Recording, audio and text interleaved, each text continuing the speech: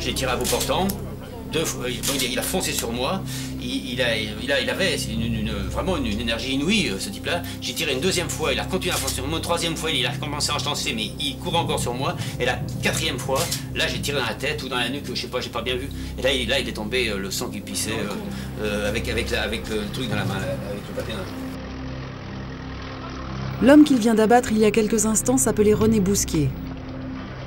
Ce paisible homme d'affaires à la retraite avait pourtant réussi à se faire oublier pendant plus de 50 ans, mais son destin l'avait brusquement rattrapé pour le confronter à son passé criminel. Et vous avez connu Bousquet? J'ai connu Bousquet, oui. Je l'ai connu après son acquittement de 49. Je ne l'ai pas connu pendant les guerres. Quand il s'occupait de la dépêche du Midi, quand il était dans des conseils d'administration. C'était un personnage d'envergure, acquitté par la justice française, par la haute cour de justice chargée de punir les collaborateurs.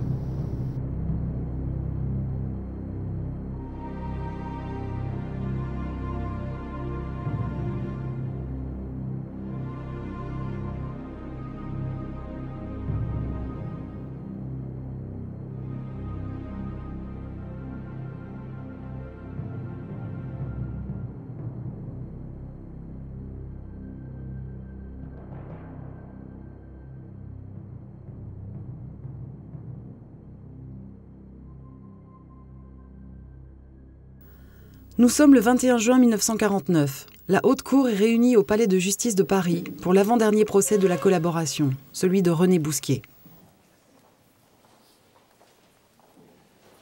Le président Noguer entre dans la salle des assises. Le greffier fait l'appel des 12 jurés, dont les noms ont été tirés au sort sur 2 listes de parlementaires représentant les partis au pouvoir.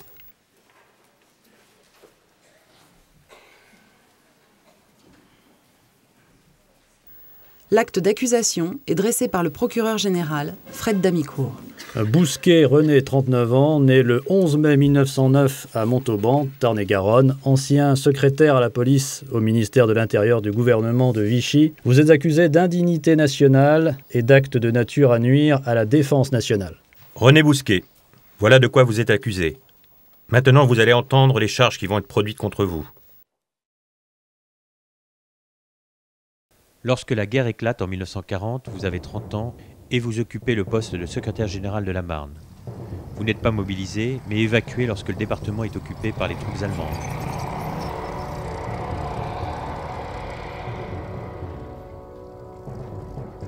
Le 15 juin, alors que le gouvernement a déjà fui Paris, vous vous retrouvez dans le cortège hétéroclite des civils et militaires qui fuient l'avance allemande dans un chaos indescriptible. Le 22, vous rejoignez Albi en attendant les ordres. Mais les ordres tarderont à venir, car le gouvernement s'est replié à Bordeaux. Le 22 juin, l'état-major français signe l'armistice. La France est divisée en 2 zones. Les Allemands occupent le nord, tandis qu'une pseudo-assemblée de parlementaires, réunis à Vichy, vote les pleins pouvoirs au maréchal Pétain. La République est morte.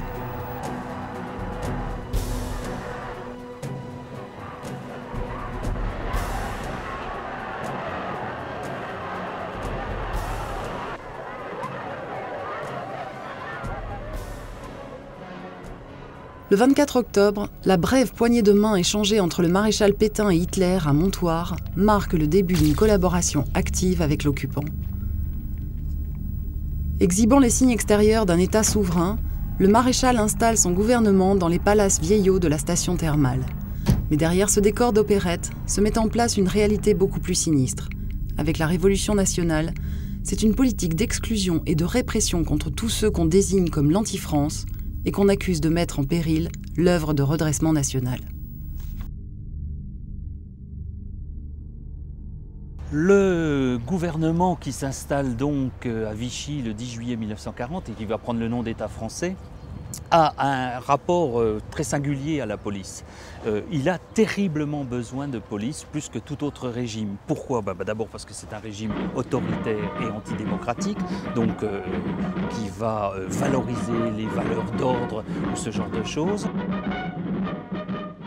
il faut bien agir contre l'anti-France, qui est l'objectif avoué depuis juillet 1940 de Vichy, c'est-à-dire contre les juifs, contre les communistes, contre les francs-maçons.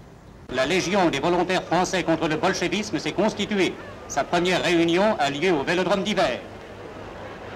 Clémentine. Ce n'est pas la France qui a été battue, ce n'est pas le peuple français, c'est la bande de salauds, de juifs et de capitalistes qui nous dirigeait.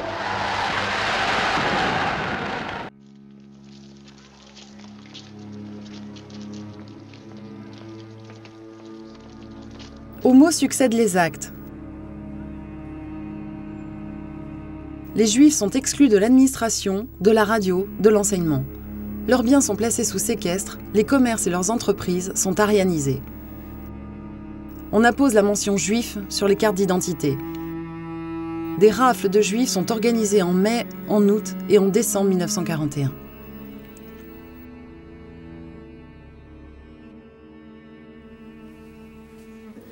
René Bousquet, vous vous révélez excellent administrateur en tant que préfet de la Marne. Habile et ferme, vous négociez avec l'occupant au mieux des intérêts des populations lorsque les Allemands s'emparent des centres de pouvoir et réquisitionnent les terres.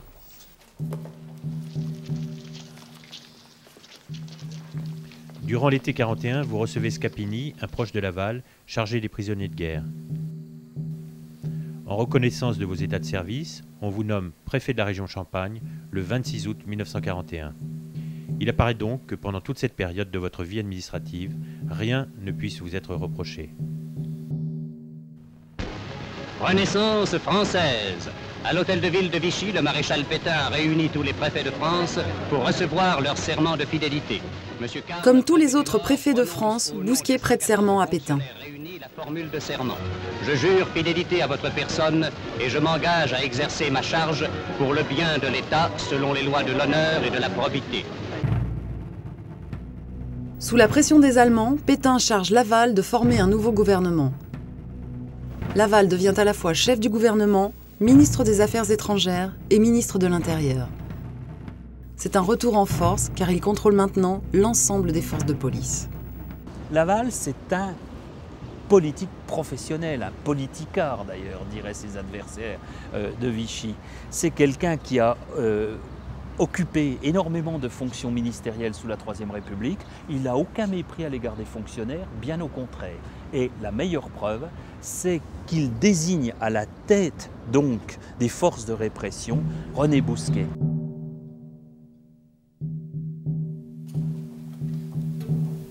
Le 15 avril 1942, vous êtes dans votre bureau de Châlons lorsque vous recevez un appel de Pierre Laval vous sommant de le rejoindre immédiatement à Paris.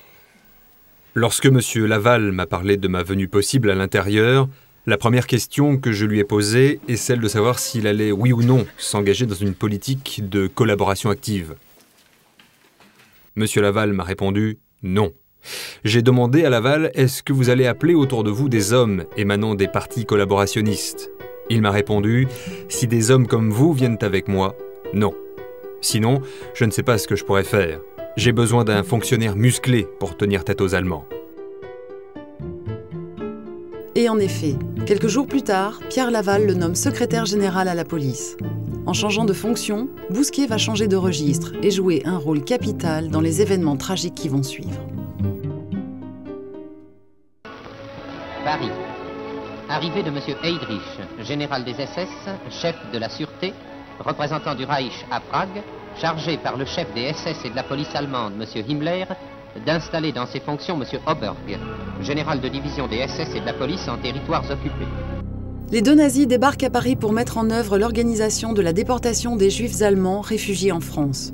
Décidée à la conférence du Wannsee en janvier 1942, la solution finale a comme objectif non plus l'expulsion des populations juives, mais bien leur extermination. Mais pour réaliser leur plan, ils ont absolument besoin des Français. La première tâche du général Oberg sera donc de s'assurer le concours de la police de Bousquet. Celui-ci a installé son quartier général au 61 rue de Monceau à Paris. À la tête de toutes les forces de répression de Vichy, il jouit d'une délégation générale et permanente de signature de Laval. Sans en avoir le titre, il a désormais la fonction de ministre de l'Intérieur. La poignée de main du secrétaire général à Heydrich fut son petit montoir. Car entre lui et eux venait de s'engager un troc infernal dans lequel Bousquet allait perdre son âme. D'emblée, Heydrich réclame ce qu'il est venu chercher, ce qu'il appelle les apatrides, c'est-à-dire ces juifs allemands qui ont fui le régime nazi. Le camp d'Auschwitz est prêt à fonctionner, il reste à remplir les convois. Heydrich, à l'époque, avait un programme minimaliste, on peut dire, pour l'ouest de l'Europe, et a dit, en 1942, nous allons disposer de trains pour déporter 5000 juifs apatrides qui ont été internés en zone occupée. Et la réponse de Bousquet, d'après les diplomates allemands, a été « Mais pourquoi vous ne prenez pas aussi les juifs apatrides que nous avons internés dans la zone libre ?» Et cela a été une ouverture pour les Allemands qui leur a fait sans doute comprendre qu'ils pouvaient peut-être obtenir plus que ce qu'ils pensaient obtenir dans un pays qui était le pays des droits de l'homme, etc. Monsieur Bousquet, comment avez-vous réagi face à la demande d'Heydrich? Je lui ai dit, moi qui ne suis pas un collaborateur, moi qui n'approuve pas votre régime, qui suis un fonctionnaire français, pourquoi nous imposer des choses que vous, Allemands, vous ne feriez même pas?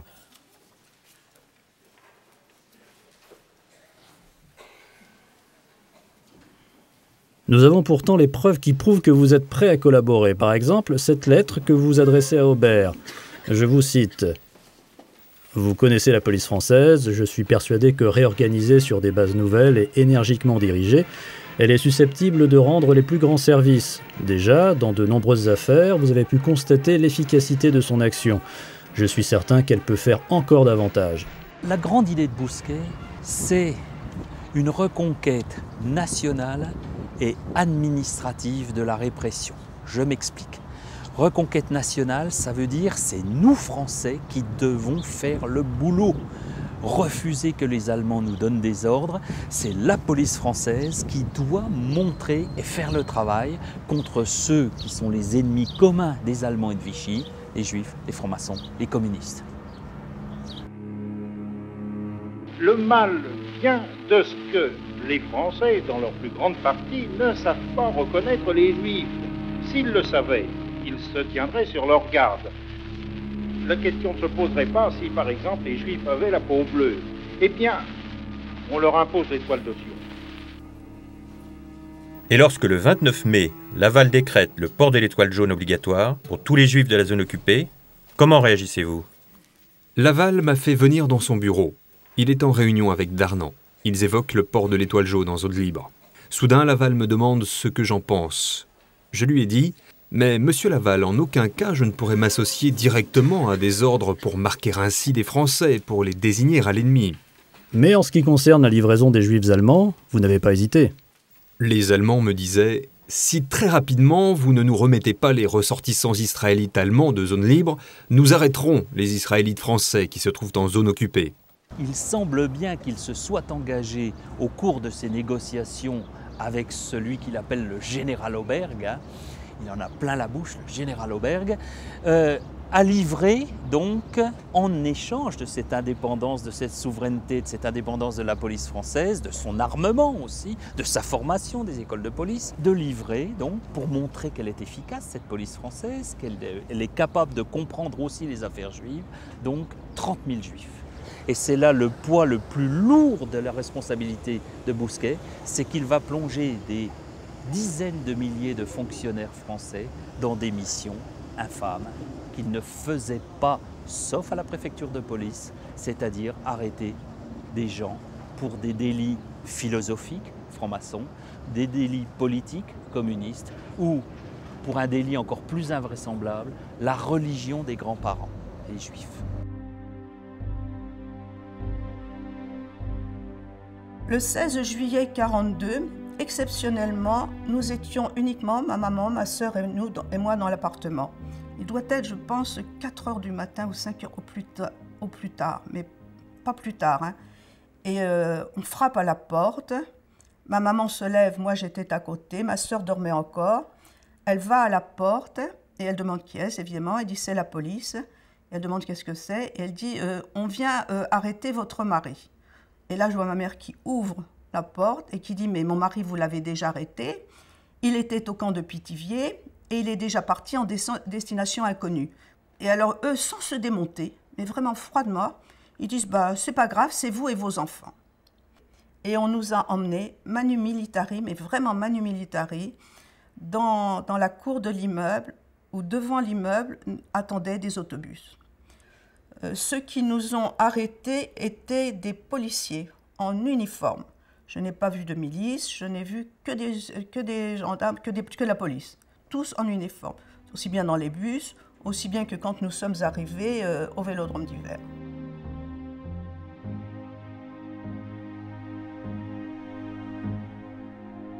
Et on arrive dans ce Vélodrome d'hiver, c'était l'enfer, c'était Dante. Vraiment, c'était dantesque. Parce qu'on a vu arriver des brancards, on a vu arriver des femmes enceintes. Nous, on a cru que c'était que des valides, nous, on était valides dans notre immeuble. On a vu arriver de tout, de tout. Ça a été horrible.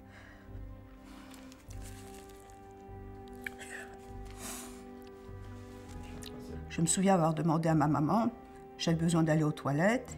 Et elle me dit, tu vas avec Lazare, il te prend par la main, ta sœur. Et je suis revenue en hurlant, j'ai dit, on tue tout le monde. Il y avait du sang partout, du sang partout. Ça débordait. Pourquoi? C'est vrai qu'il y avait des femmes qui étaient indignes, mais c'était pas ça.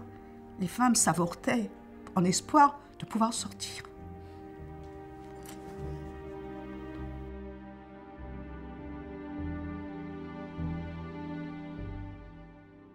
Les résultats de cette opération, messieurs, c'est très simple. Les Allemands s'emparèrent de 10 410 juifs, dont 9 850 étaient incontestablement de race allemande. S'il paraît aujourd'hui que j'ai servi la politique de persécution raciale, eh bien messieurs, si j'ai soutenu cette politique, je l'ai soutenue comme la corde soutient le pendu. Et si on parle de ma collaboration, il faudrait plutôt penser à la collaboration du paratonnerre et de la foudre.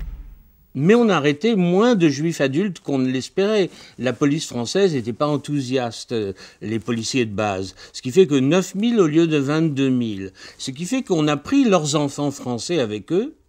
La police française a insisté pour que les enfants français soient déportés également. Ils étaient 4 000.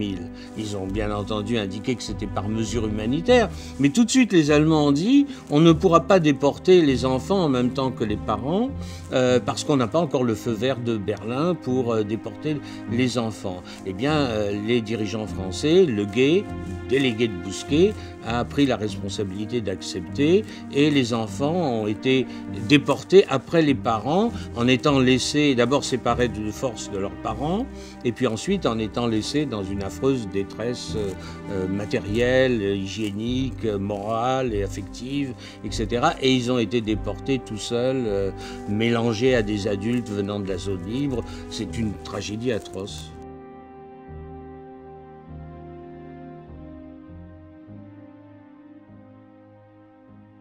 En passant, Bousquet retire complètement, cache sa responsabilité de ces rafles derrière des manœuvres anodines, mais qui vont terriblement lui servir par la suite. Par exemple, la veille de la rafle, le 15 juillet, il envoie au préfet de police, avec copie au directeur de la police municipale, c'est-à-dire le chef des gardiens de la paix qui vont opérer la rafle, un mot disant que, après avis du commissaire général à la question juive d'Arquier de Pellepoix, eh bien la rafle, telle qu'elle a été négociée entre les Allemands et les autorités françaises, aura bien lieu le lendemain matin à partir de 5 h du matin, etc. Comme si ce n'était pas lui. D'ailleurs, à son procès, il expliquera que les rafles de l'été 1942, notamment la rafle du Veldiv, il n'y est pour rien parce que c'est la préfecture de police et que la préfecture de police était quasiment indépendante de son autorité. En revanche, ce qu'il oublie de signaler, c'est qu'il y a les 10 000 juifs de zone sud qu'il s'est engagé à livrer. Alors, ça revient totalement à Bousquet et totalement à la police nationale. Il n'y a pas un Allemand en zone sud. Nous avons ici la circulaire que vous adressez à tous les préfets de la zone sud le 30 août 42. Je la lis pour la Cour. attire votre attention sur écart sensible entre nombre d'Israélites étrangers recensés et nombre arrêtés. Poursuivre et intensifier opérations de police en cours avec tout le personnel disponible. Recourir à rafles, vérification d'identité, visite domiciliaire, perquisition en vue de procéder arrestation individus. C'est sous votre signature qu'il est indiqué qu'il faut faciliter toute chose pour les envoyer vers le destin qui les attend. C'est la loi, je ne pouvais pas faire autrement. Mais ces télégrammes, ils sont bien signés de vous. Ils ne sont pas signés, Monsieur le Président, seulement visés. Monsieur le procureur, sur le chapitre de l'action de Bousquet vis-à-vis des Israélites, vous n'avez pas de questions? Aucune question, Monsieur le Président. Messieurs les jurés, pas de questions? Pas de questions. Bien, dans ce cas, le chapitre de l'action de Bousquet vis-à-vis de la population juive est clos. L'audience est levée. À un cours en Seine-et-Oise, M. Bousquet, secrétaire général à la police, passe en revue 1200 hommes des groupes mobiles de réserve. Ces hommes sont destinés aux régions de Paris, de Lille, de Rennes et de Nancy. René Bousquet est à la tête de plus de forces de police que n'en a jamais dirigé Fouché lui-même. 100 000 hommes, hein. Et puis il dirige, et ça c'est une grande curiosité, aussi la gendarmerie. On a toujours séparé les forces de police parce qu'un seul homme qui dirigerait à la fois la préfecture de police, qui dirigerait, on va dire, la sûreté générale, quel que soit son nom, hein, et qui dirigerait la gendarmerie, aurait des pouvoirs monstrueux et dangereux. Premier flic de France, René Bousquet joue également un rôle de tout premier plan auprès de Pierre Laval. Le chef de gouvernement lui fait souvent lire ses discours, prend conseil auprès de lui. Ce rôle fait de lui l'une des vedettes les plus remarquées du tout Vichy. Adorant se montrer, grand, portant un soin excessif à sa tenue vestimentaire, il reste le meilleur exemple de cette collaboration de technocrates brillants, froids et arrogants.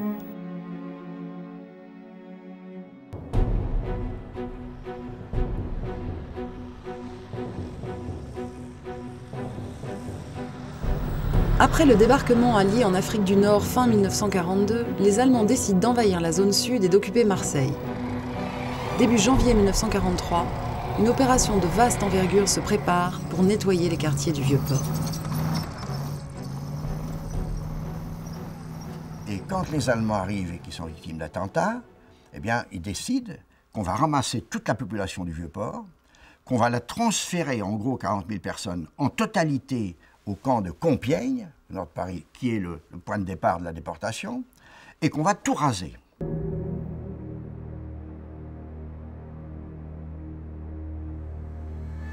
Et ils ont laissé la police française procéder au contrôle et aux fouilles et aux rafles.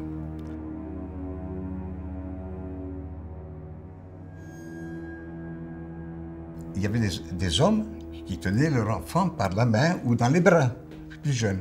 Alors là, les civils, ils les arrachent. Là, il y a la brutalité. Je n'osais pas penser que des Français soient capables de faire une chose pareille. Je dis, c'est ça, oui. On nous fait monter de ce panier à salade. Voilà. Ça, c'est l'arrivée à la gare. À la gare d'arrêt, la gare de marchandises.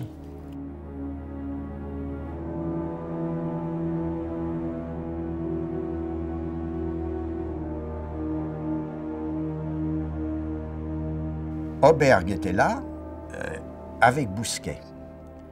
Bousquet qui était habillé comme d'habitude avec un superbe manteau noir avec un gros col de fourrure. Et ils ont arpenté le long du train dans lequel on faisait monter, les wagons de marchandises, on faisait monter les SS qui étaient là, qui les faisaient monter, parfois à coups de crosse, enfin pêle-mêle. Moi, c'est un souvenir épouvantable, ce spectacle des gens qui sont emmenés par les Allemands. Vraiment, on avait envie de sortir le pistolet et de tirer dedans. Hein.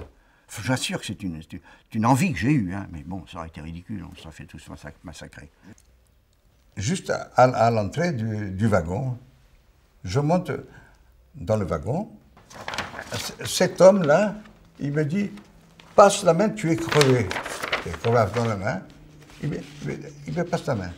Cet homme que vous voyez ici, il passait devant, il nous a dit « Levez les bras ». Le wagon est plein. On s'est compté, on était 60. Et moi, j'étais près de la porte, je pouvais respirer un peu. Parce que il n'y avait pas de... La fenêtre s'était fermée. Ce n'est pas avec des barreaux. Il n'y avait pas d'air. Pour la première fois, Bousquet, le tortionnaire de bureau, comme le qualifie Badinter, est confronté directement à l'horreur des opérations sur le terrain. Et à mesure qu'il passait devant les wagons, Bousquet désignait quelques personnes, parlait à Auberg, et Auberg acquiesçait.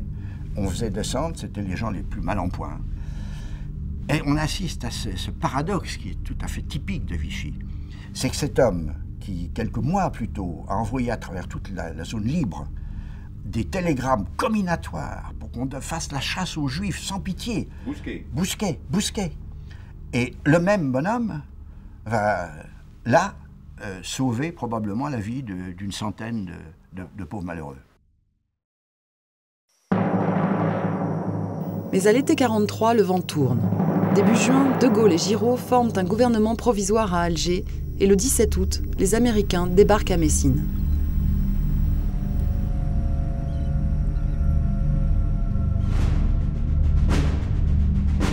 Tandis que Radio Londres vilipende le collabo à la botte des Allemands, les ultras de la collaboration dénoncent ses amitiés franc-maçonnes, l'accusent d'être le représentant occulte des radicaux socialistes à Vichy, fustigent sa mollesse dans la répression des maquis, puis réclament son départ auprès de Vichy et de Berlin.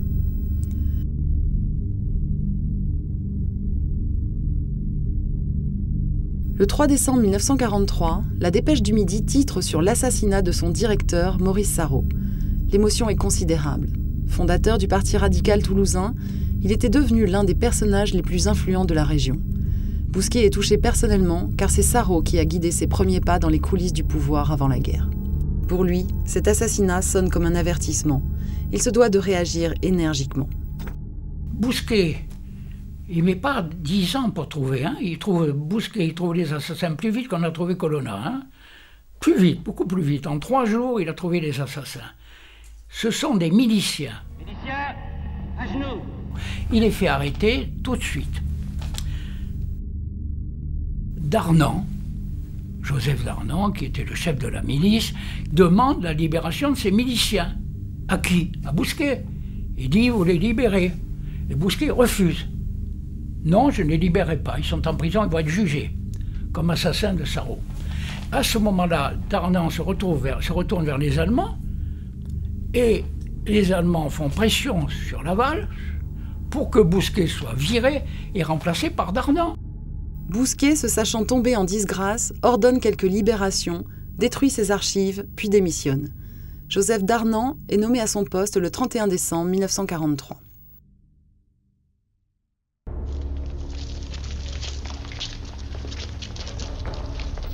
Après leur débarquement en Normandie, les Alliés libèrent Paris en août 1944. Les jeux sont faits. Pour tous ceux qui ont misé sur un Reich de 1000 ans, le vent a brusquement tourné. Ils ont parié, ils ont perdu, ils vont payer. Alors la peur change de camp. Une épuration violente, sauvage, commence et se déchaîne contre ceux qui ont servi l'ennemi pendant 4 ans.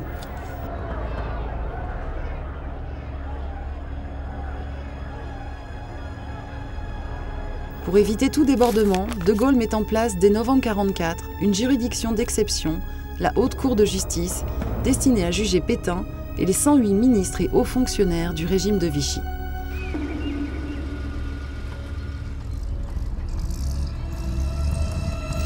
Ils avaient réussi à fuir en Allemagne avant l'arrivée des Alliés. Rattrapés par les troupes US, ils sont ramenés en France pour être jugés.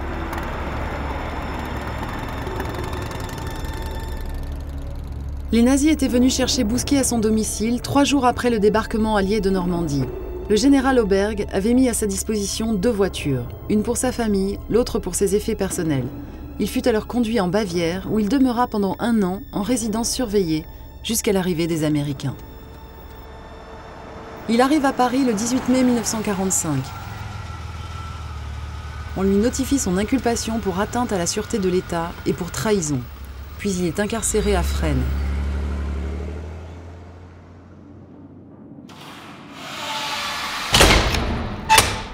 C'est là qu'il retrouve Pierre Laval, dont le procès est programmé au 4 octobre.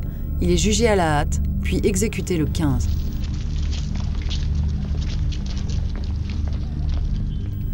Bousquet a plus de chance. La commission d'épuration du ministère de l'Intérieur considère que son procès peut attendre et, en effet, il attendra dans sa petite cellule de Fresnes pendant plus de 3 ans. L'instruction traîne en longueur, lui laissant tout le temps pour préparer sa défense. Il choisit ses avocats, parmi lesquels son frère, Louis, et collecte des témoignages en sa faveur. Le député radical socialiste Jean Bellet, son ami de toujours, est désigné par son parti pour siéger à la haute cour. Il sera même nommé président des jurés au procès de Bousquet. Bousquet a été certainement protégé dans l'immédiate après-guerre. D'abord, on peut le constater par le fait qu'il est le dernier à être jugé par la haute cour de justice. Que le ministre de la police soit jugé le dernier montre bien qu'on voulait l'épargner, puisque au départ les sanctions sont très dures, les verdicts sont durs, et qu'à l'arrivée, je veux dire 4 ans après, les verdicts sont beaucoup plus indulgents. Lors de la dernière séance des 3 jours d'audience du procès, le procureur général Fred Damicourt termine son réquisitoire par ces paroles. Messieurs, ces débats ont été animés et parfois même pittoresques. Je suis convaincu que, malgré ces aspects agréables, vous n'avez pas perdu de vue le caractère sérieux de l'accusation qui pèse sur l'accusé. Mais aujourd'hui, j'attends de vous, messieurs les jurés, de verdicts qui s'imposent. La condamnation à une peine limitée et réduite d'emprisonnement et à celle de la dégradation nationale. Après délibération des jurés, le président Louis Noguère lit le verdict. Considérant que pour si regrettable que soit le comportement de Bousquet comme secrétaire général à la police, il n'apparaît pas qu'il ait consciemment accompli des actes de nature à nuire à la défense nationale et prononce son acquittement. Par ailleurs, s'étant rendu coupable de crimes d'indignité nationale, comme tous ceux qui avaient participé au gouvernement de Vichy, il est condamné à la peine minimale de 5 ans de dégradation nationale. Mais, considérant qu'il a participé de façon active et soutenue à la résistance contre l'occupant, il est relevé de la dite peine. Applaudissements dans la salle. Bousquet est libre et blanchi. La presse effarée commente la clémence du verdict. Madeleine Jacob dans Libération. 1 minute de dégradation nationale. La résistance est très bon marché cette année. On passe l'éponge, titre La Liberté. La haute cour meurt dans l'indulgence, peut-on lire dans l'Aurore. Moi, je pense qu'il y a eu un syndicat des anciens hauts fonctionnaires et responsables politiques collaborationnistes qui se sont protégés les uns les autres, qui ont utilisé les mêmes filières, notamment il y a 2 ou 3 réseaux de résistance dont certains chefs ont monnayé les certificats de résistance bidon. Ça, c'est quand même le centre de ce qu'on a vu dans le procès Papon pour le réseau Jade Amicole, pour Papon, par exemple, mais aussi pour Bousquet, Marquet, Baudouin, etc., etc. Au moment même où se déroulait le procès Bousquet, François Mitterrand, porte-parole du gouvernement, est chargé de présenter au Parlement un projet général d'amnistie pour tous les collaborateurs. L'opportunité d'une seconde carrière s'ouvre pour eux, bien souvent dans le privé. Dans les recyclages d'après-guerre, il y a des gens qui avaient été très voyants, très visibles. C'est le cas de Bousquet. Donc lui, il est obligé, il est radié, il est obligé de quitter l'administration. Et donc, il passe dans le privé. Il avait un bras droit, qui était le Guet. Eh bien, dès que Bousquet, lui, est recyclé dans la Banque d'Indochine, 6 mois après, le Guet arrive. Si vous voulez, la Banque d'Indochine, elle a une triple caractéristique. La première, c'est que c'est une banque d'émission depuis 1875, notamment en ce qui concerne la piastre. Deuxième chose, c'est qu'elle a un certain nombre de dirigeants qui ont joué un grand rôle au moment de l'effondrement de la République à Bordeaux en juin 1940. Et c'est une banque qui va pratiquer un collaborationnisme économique important, et notamment en Extrême-Orient avec les Japonais. Bousquet et le Guet arrivent à la banque en 1950. Il faut expliquer pourquoi les 2 acolytes, l'un patron de la police à Paris, l'autre patron de la police numéro 2, en zone libre, ou ex-zone libre, en tout cas dans le sud, sont recrutés par cette banque. Plusieurs pistes peuvent être suivies. La première piste, c'est celle d'abord de l'anticommunisme. En France même, la majorité a changé. D'abord, les communistes ont été exclus dès 1947, 1948 avec la répression des grèves. Par conséquent, les droites reviennent. Et parmi ces droites, des gens qui ont pu être plus ou moins compromis entre 1940 et 1945, pas de façon importante, mais qui ont siégé au Conseil national de Vichy, Jean-Antoine Pinet. Par conséquent, c'est un peu une revanche sur la résistance. Or, la bande de l'Indochine, elle est, et c'est mon deuxième point, elle est au cœur d'un des enjeux clés au moment de la guerre d'Indochine. En Indochine, c'est elle qui est la clé de voûte du financement de l'armée. C'est elle qui fait circuler la trésorerie, qui fait des avances aux troupes pour les munitions, etc. Les liens entre la bande de l'Indochine et le pouvoir deviennent intimes. Avec la fin de la guerre, il faut rapatrier les fonds et les avoirs des succursales indochinoises.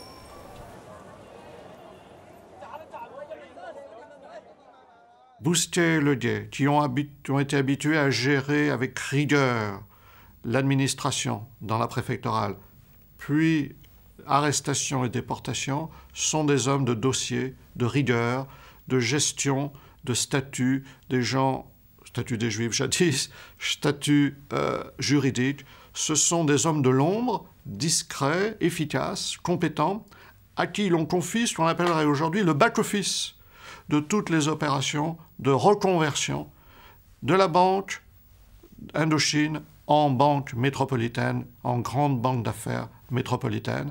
C'est grâce au travail de termites dans l'ombre de Bousquet et de Leguet que la bande de l'Indochine a réussi cette métamorphose. Elle devient la troisième grande banque d'affaires française. Blanchi par la justice, recruté par le monde des affaires pour sa compétence de gestionnaire, Bousquet attaque les années 50 avec une nouvelle légitimité. De nouveau fréquentable, il est reçu par la classe politique et admis dans les palais de la République. Il est reçu par René Coty à l'Élysée le 17 janvier 1958. Un an auparavant, le Conseil d'État lui avait rendu sa Légion d'honneur. Il va de nouveau pouvoir songer à la politique. Aux législatives de novembre 1958, il reçoit l'investiture officielle de l'UDSR, allié aux radicaux, pour se présenter dans la Marne sous l'étiquette Conciliation républicaine.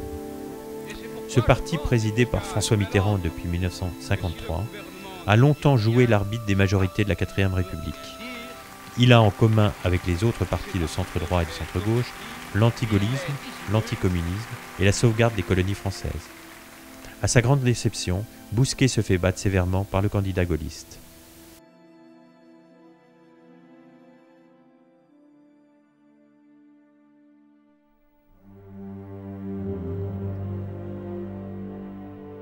En 1959, Jean Bellay, le directeur de la Dépêche du Midi, se tue dans un accident de la route.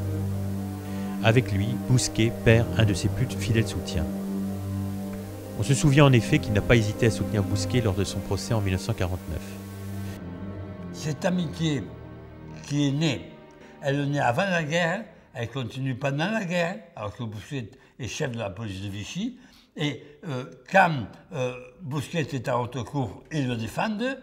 Et quand la haute cour est finie, ils le recrutent comme administrateur de la Dépêche, où il joue un rôle très important, puisqu'il a le grand bureau à côté de la présidente, Evelyne Jean Baillet, rue Bayard, au siège historique de la Dépêche. On ne le sait peut-être pas, mais René Bousquet devient très proche de la patronne de la Dépêche du Midi. Il devient son amant, et à ce moment-là, il a du poids. Il a du poids, il est même invité à la direction de ce journal pour en gérer les comptes. Par conséquent, c'est un homme qui a reconstitué son réseau. Paradoxalement, ce n'est pas dans les milieux de la droite conservatrice, rescapée de l'épuration, que Bousquet recrute ses plus fidèles soutiens. Natif de Montauban, poulain du clan Sarraute, de la dynastie Bellay et autres notables de Toulouse, il sait qu'il peut compter sur la fidélité sans faille des radicaux socialistes qui tiennent politiquement la région depuis des décennies. Ce sont eux qui contrôlent depuis les années 30 le plus puissant média d'opinion du Sud-Ouest, la Dépêche de Toulouse, devenue la Dépêche du Midi après la Libération.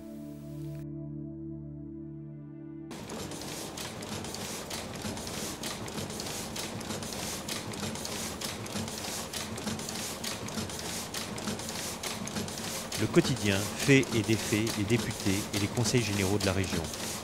Et c'est tout naturellement vers eux que se tourne le candidat de la gauche François Mitterrand lors de sa campagne présidentielle de 1965.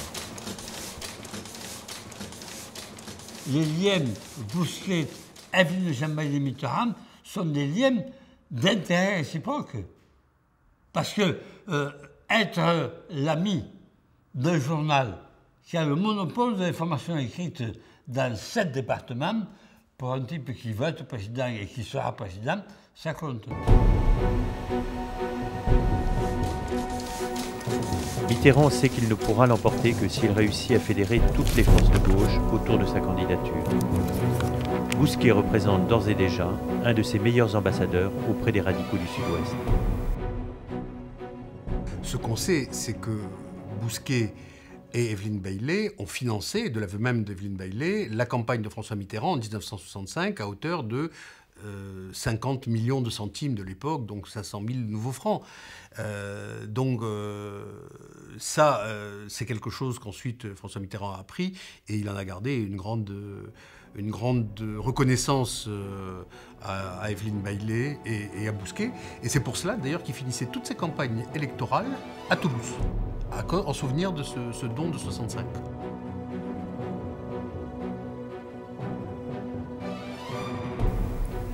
Lors de son meeting à Toulouse, les radicaux socialistes, ses alliés traditionnels, sont nombreux à témoigner leur soutien au candidat de la gauche anti-gaulliste.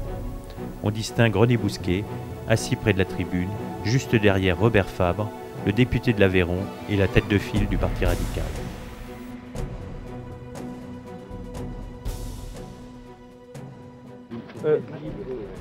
Battu en 1965, Mitterrand se présente à nouveau à la présidentielle de 1974.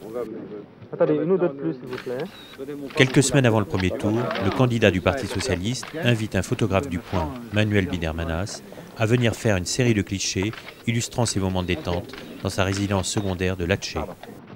En 1974, il s'agit du premier cahier couleur du Point, le journal paraissant en noir et blanc jusque-là.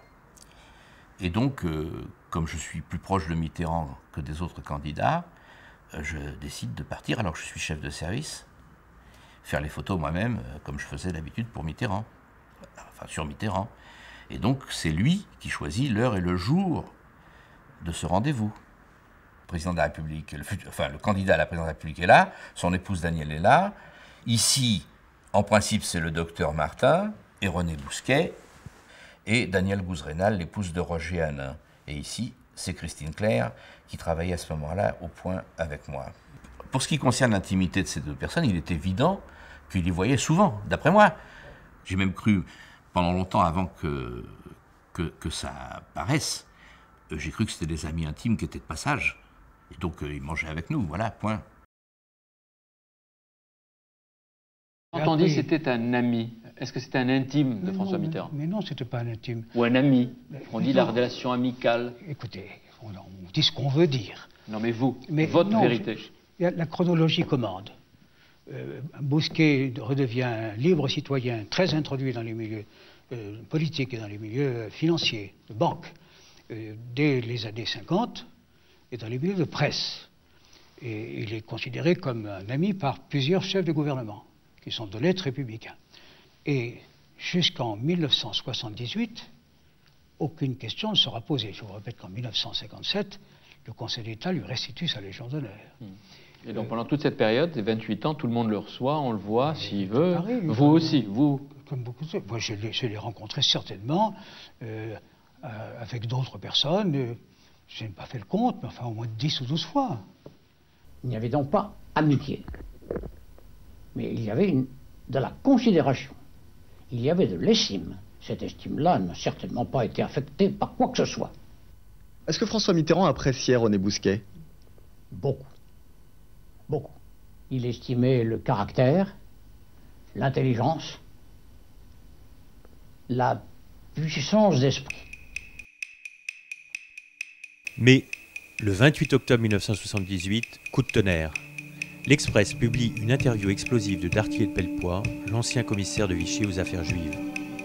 Lorsque le journaliste lui demande si c'est bien lui l'auteur de la grande rafle de juillet 42, Dartier s'esclaffe. Mais non, la grande rafle, c'est Bousquet qui l'a organisée, de A à Z. Bousquet était le chef de la police.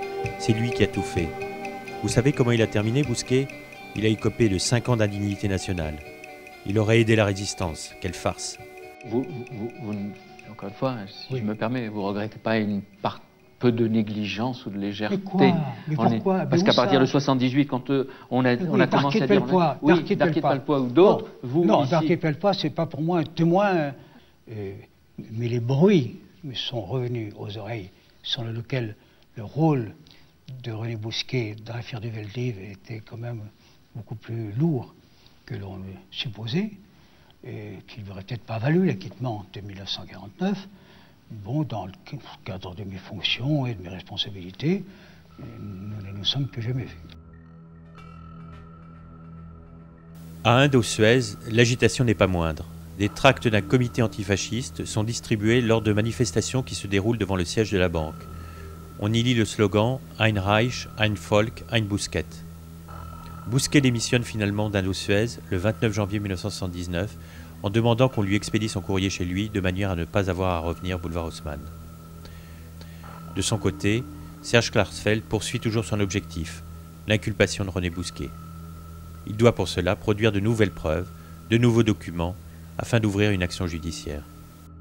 En 1982, j'accède aux archives du ministère de la Justice et aux archives du procès, de l'instruction du procès Bousquet.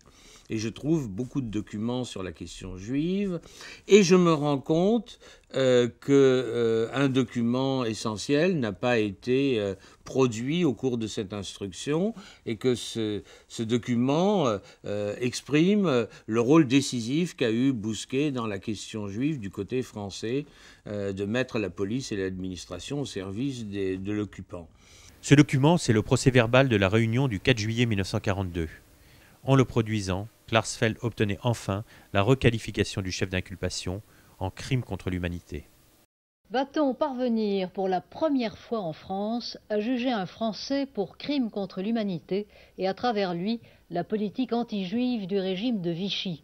C'est en tout cas l'objectif de l'avocat Serge Klarsfeld qui a déposé une plainte contre René Bousquet, l'ancien secrétaire général de la police de Vichy. Monsieur Bousquet, vous pouvez répondre à une question? Mais alors, est-ce que c'est que ça? Pour qui vous patronnez alors? Salaud. Début avril 1990, l'homme d'affaires à la retraite vient d'être rattrapé par son passé. L'étau se resserre sur Bousquet, les médias le traquent. Mais moi, je vais vous foutre un trou, bon Dieu. Mais vous croyez que ça se fait, ça, ces trucs-là? L'association de Klarsfeld, fils et filles de déportés, dénonce le fait que les procédures engagées contre Bousquet traînent en longueur, voire sont retardées volontairement.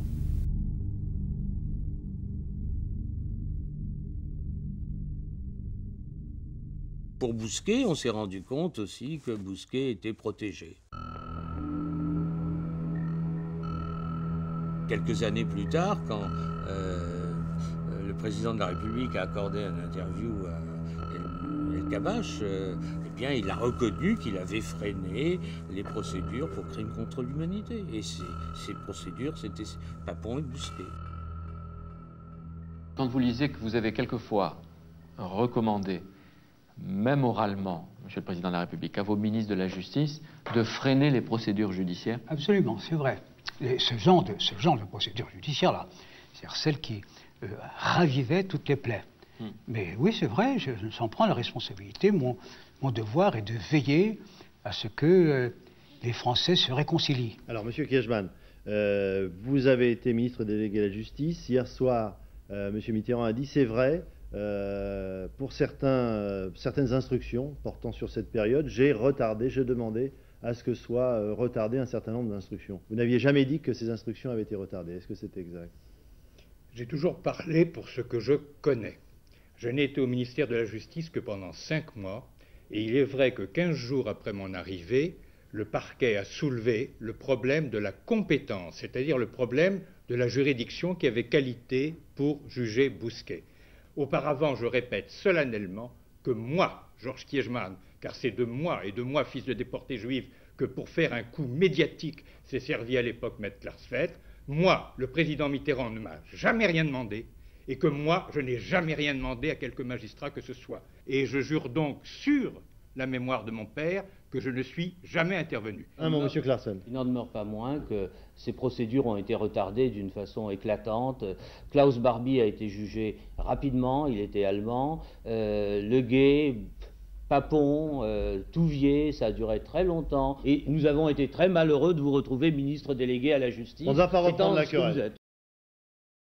Bonsoir. L'assassinat de René Bousquet. Il a été abattu ce matin chez lui par un déséquilibré. L'homme a été arrêté en fin de matinée. René Bousquet devait être jugé pour crime contre l'humanité. 9h moins le quart ce matin, à l'heure du courrier, un individu se présente dans le hall du 34 avenue Raphaël. Le concierge lui ouvre la porte. L'individu monte à pied les 6 étages et sonne à la porte de René Bousquet. Quelques instants après, l'ancien secrétaire général de la police sous Vichy est abattu de 4 balles de revolver. Nous là-dessus. Comment ça peut se produire? Il faut le demander à l'assassin. Moi, l'essentiel, c'est un message que j'ai à faire passer. C'est un message qui s'adresse au monde entier. C'est un message de sauvegarde de l'humanité. Et que le geste que j'ai fait, c'est donc d'assassiner cette ordure-là. Bon, ça m'a plus ou moins traumatisé dans mon enfance et tout. Bon, j'ai essayé de flinguer Barbie à une époque, je l'ai raté. Je me suis retrouvé en prison à Lyon. Mais celui-là, je ne l'ai pas raté. Et disons qu'il y a des choses qu'on ne peut pas supporter sur Terre et qui laissent des traces indélébiles, des blessures psychiques, disons, qui ne se referment jamais.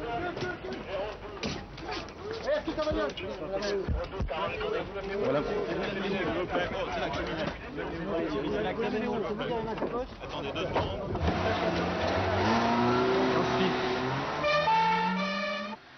Je pense que c'est un assassinat télécommandé. Parce que Bousquet, jugé, rejugé, savait trop de choses. Vous n'êtes pas, ni vous ni moi, nous n'avons pas été ministre de l'Intérieur, mais on n'est pas ministre de l'Intérieur, secrétaire d'État à l'Intérieur pendant 1 an.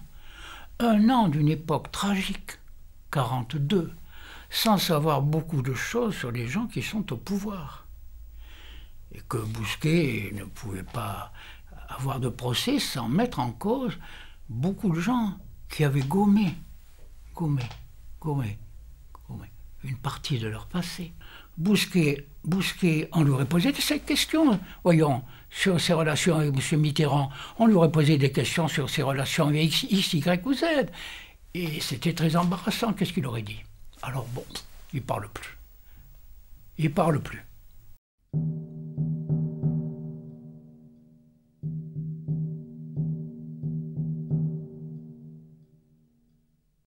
Le procès aurait été un procès extrêmement intéressant parce que c'était un procès non pas d'exécutant mais un procès de décideur. C'était le gouvernement de Vichy qui était jugé, tandis que dans l'affaire Papon c'était un exécutant à un haut niveau régional mais un exécutant quand même. Si on ne fait rien et si on ne montre pas quel a été le rôle de Vichy dans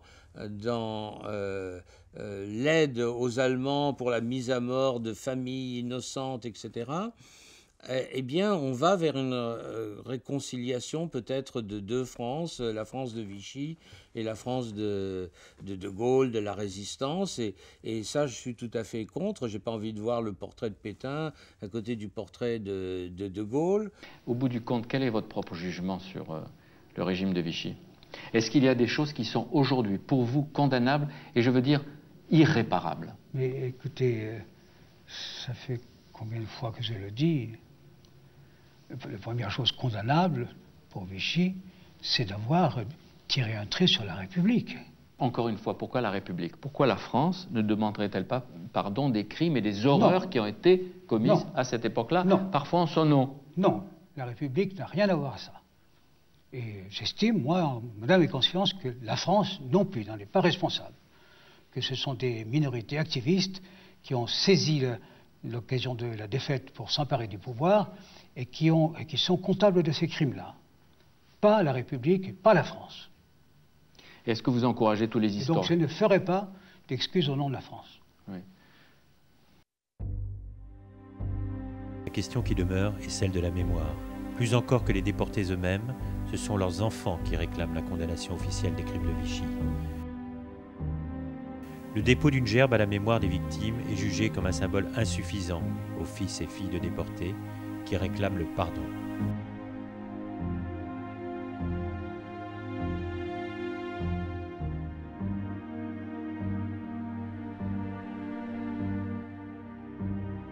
Ces heures noires souillent à jamais notre histoire et sont une injure à notre passé et à nos traditions.